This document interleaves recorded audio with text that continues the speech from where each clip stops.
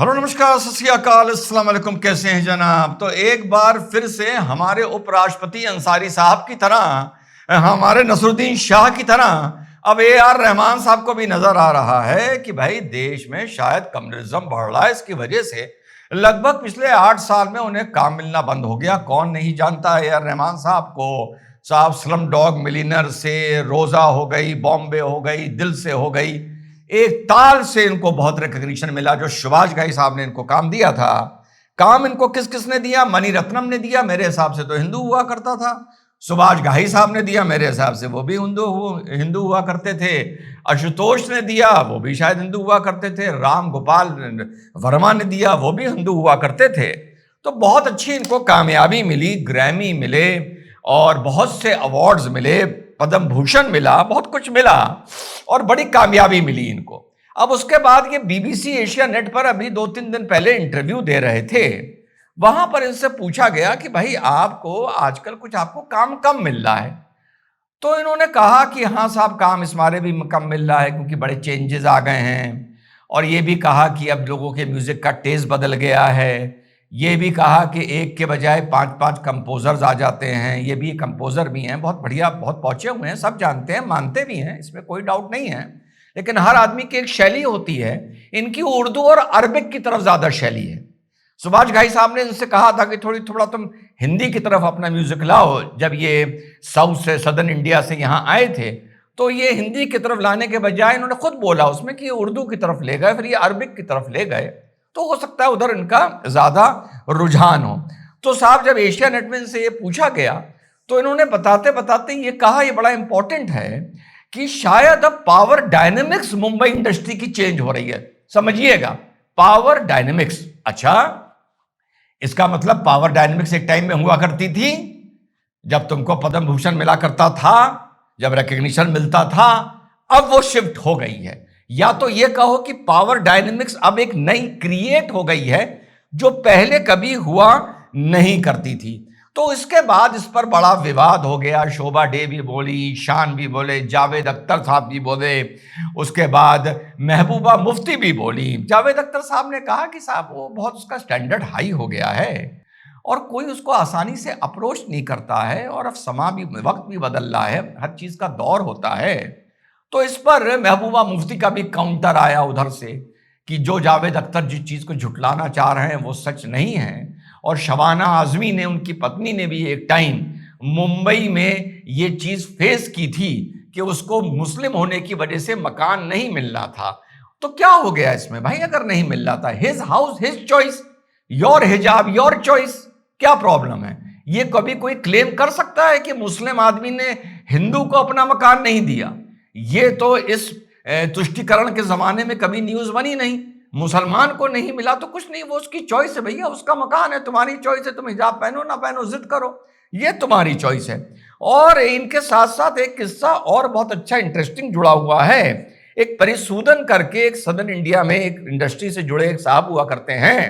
उन्होंने अपने 2020 के इंटरव्यू में बताया था कि जब वो इनके घर गए तो AR रहमान साहब की अम्मी श्री ने, वो माता श्री से अम्मी श्री हो गई थी, उन्होंने उनसे बोला कि विभूति कुमकुम हो गया और टीका लगा के हमारे घर में ना आया करो। जी हाँ साथियों, पहले ये AS दिलीप कुमार हुआ करते थे। 20 साल की उम्र में जब ये थे, इनके घर में कोई परेशानी आई थी तो ये किसी सूफी से मिलने जाने शुरू इन्होंने किया था। सूफी हजरत थे कोई, तो सूफी हजरत ने इनका काम लगा दिया। परेशानियां भी इनकी धीरे धीरे दूर हो गई और ये लोग कन्वर्ट भी हो गए जब ये 20-22 साल के थे। खैर, फिर मैं हमेशा कहता हूं ये इनका चॉइस है। इनकी बेटी बिल्कुल ढक के नकाब पहन के घूमती है, वो भी इसका चॉइस है। लेकिन इतनी कामयाबी के बाद इतनी बकवास करना, ये चीज समझ में नहीं आती है। यही चीज ओवैसी साहब से भी पूछी गई, इसी बयान के सिलसिले में चारमीनारा से भी पूछी गई। तो उन्होंने बोला कि इनको इतने अपॉर्चुनिटी मिली, इतना काम किया, हिंदुओं ने इनको इतना पसंद किया, सभी ने पसंद किया। तो पता है इस पे ओवैसी ने क्या जवाब दिया? ओवैसी ने यह जवाब दिया कि देखिए, उसको जो भी काम मिला, कुछ भी मिला, वो बड़ा टैलेंटेड आदमी है और इसमें किसी का मेहरबानी नहीं है। उसका काम अच्छा ना होता तो ना मिलता और ये अल्लाह की रहमत है। हाँ, काम मिल रहा है तुम्हें तो वो अल्लाह की रहमत है ही, ठीक है। काम नहीं मिल रहा है तो वो देश में सांप्रदायिकता बढ़ने की वजह से मिल रहा है। यही उन्होंने उस अपने इंटरव्यू में बोला कि साहब ये रीजन भी हो सकते हैं, और साथ में ये भी रीजन हो सकता है कि अब धीरे धीरे पावर शिफ्ट हो गया है और दुनिया देश में बहुत ज्यादा कम्युनलिज्म हो गया है। ये बात भी ये साथ में लेके आए। उसके अलावा इन्होंने इस चीज का भी मेंशन किया और माना कि चीज बदल रही है। इन्होंने ये भी कहा मैं अपनी लाइफ में चिल कर रहा हूं। इन्होंने ये भी कहा कि मैं कहीं काम मांगने नहीं जा सकता। इन्होंने ये भी कहा, ये कहा नहीं, ये लोगों ने कहा बाद इनके रिएक्शन आने के बाद कि ये कितने एरोगेंट आदमी हैं, इनमें एटीट्यूड कितना है। कैमरे के सामने बिल्कुल बाबू बन जाते हैं, कैमरे के पीछे इनका एटीट्यूड देखो कि ना डायरेक्टर की सुनते हैं, ना प्रोड्यूसर की सुनते हैं, ना इसकी सुनते हैं, ना उसकी सुनते हैं, अपने हिसाब से करते हैं। और ये यार जीवन में सबके दौर होता है।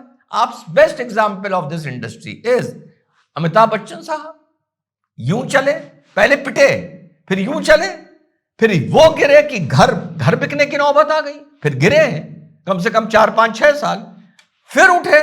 अब 4-5-6 साल जब अमिताभ बच्चन गिरते तो शायद वो कहते कि मुझे कायस्थ होने की वजह से परेशान किया जा रहा है।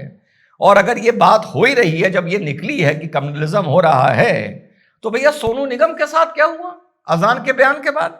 अभिजीत के साथ क्या हुआ? अरिजीत को क्या टारगेट किया था सलमान खान ने? और ये शाहरुख और आमिर और सलमान मिलकर जब अपनी इस्लामिस्ट लेफ्टिस्ट आइडियोलॉजी के दम पर अपने स्टार्टिंग के फेज में सन 80 सन 90 के फेज में जब ये नहीं थे, दाऊद के पैसों के दम पर इस इंडस्ट्री ने क्या क्या देखा है। पूरी इंडस्ट्री में ए.आर. रहमान ने बोला था कि ये इंडस्ट्री की जो मदर लैंग्वेज थी वो एक तरीके से उर्दू थी। उसके बाद जब ये फंसना शुरू हुए तो इन्होंने सफाई दी। इन्होंने अपना एक बड़ा लंबा वीडियो जारी किया जिसमें इन्होंने बहुत कुछ समझाया कि भारत से ये कितना प्यार करते हैं वगैरह वगैरह। फ्रीडम ऑफ स्पीच के बारे में भी समझाया कि मुझे अधिकार है कुछ बोलने का। अच्छा, तुम्हें अधिकार है, सोनू निगम को अधिकार नहीं था, सोनू निगम ने बोल दिया तो उसकी डंडा हो गया। ठीक, तो इन्होंने पूरी अपनी बात समझाई, बड़े लंबा वीडियो इन्होंने दिया है और बताया कि मैं क्या क्या कर रहा हूं। अभी इनकी फिल्म एक रामायण भी आने जा रही है, बहुत अच्छी बात है, मैं इसका सम्मान करता हूं। वैसे जितनी भी चीज है, आपने रामायण में आप म्यूजिक दे रहे हैं, आपने कोई श्लोक पे म्यूजिक दिया या किसी धार्मिक पिक्चर पे म्यूजिक दिया, ये सब आपकी एक स्ट्रेटजी होती है, आपकी ये इकोनॉमिक्स होती है, आपका ये एक बिजनेस होती है। तो इसके अलावा अगर आप कुछ करते हैं सेक्युलरिज्म के लिए तब तो मुझे समझ में आता है। तो जब इन्होंने इतनी लंबी सफाई दी अपनी, तो उसमें इन्होंने बोलते बोलते फिर एंड में इन्होंने स्टेडियम का शॉट दिखाया जिसमें आ रहा है वंदे मातरम, माँ तुझे सलाम, माँ तुझे सलाम। मतलब एक अपनी बोली बात को रफू करने के लिए या समझाने के लिए। उसी जब वीडियो में ये अपनी सफाई दे रहे हैं उसमें इन्होंने बोला कि भारत मेरे इंस्पिरेशन है, भारत मेरी टीचर है, भारत मेरा घर है। और गाना क्या सुनाया? माँ तुझे सलाम वंदे मातरम। अधिवक्ता हूं, वक्ता हूं, इसीलिए थोड़े से शब्द पकड़ता हूं। तो गाना इन्होंने सुनाया माँ तुझे सलाम वंदे मातरम। अच्छा भैया, तुमने इंस्पिरेशन बोला, तुमने टीचर बोला, तुमने होम बोला, गाना सुनाया माँ तुझे सलाम, लेकिन तुमने भारत की धरती को माँ तो बोला ही नहीं। यही साबित हो गया कि वो तुम्हारा एक कमर्शियल प्रोफेशनल वेंचर था जो अच्छा था। माँ तुझे सलाम वंदे मातरम बहुत अच्छा गाना है, बहुत अच्छी चीज है, बहुत अच्छी लिरिक्स है, लेकिन तुमने यहां बोलते हुए ये नहीं बोला कि भारत की धरती मेरी माँ है, मैं इसको सलाम करता हूं।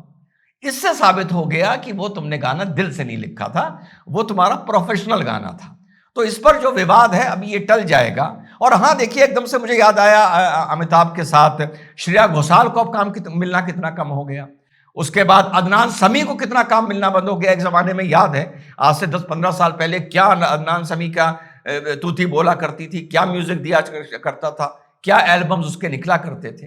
तो ये फेज है, और फेज में जैसी जब आदमी इस तरीके से नीचे गिरता है, चाहे वो क्रिकेट टीम से निकाला जाए, चाहे उसको काम मिलना बंद हो, यही एक तरीका है, यही एक ढाई है, खट से लेके पेल दो, ये पूरी दुनिया में हर जगह फिट हो जाती है।